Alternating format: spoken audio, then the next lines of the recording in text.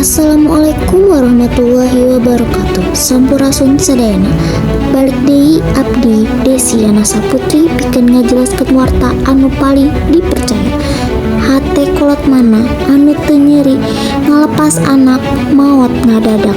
Kasedian ieu keur dirasakeun ku hiji kulawarga di Nia Selatan, di mana seorang murid SMKN hiji Sidori anu ngaranna Yaredi maot kusabab murid dianiaya ku kepala sekolah.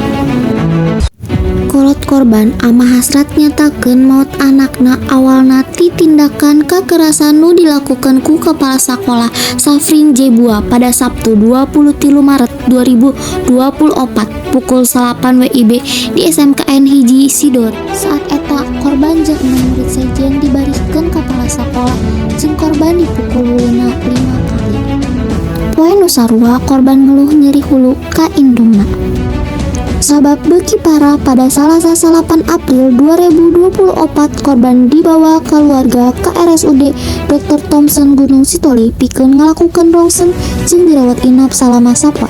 Berdasarkan keterangan dokter aya bekas gebuk dina dahi jeung salah sahiji saraf eueuh fungsi di dahi korban.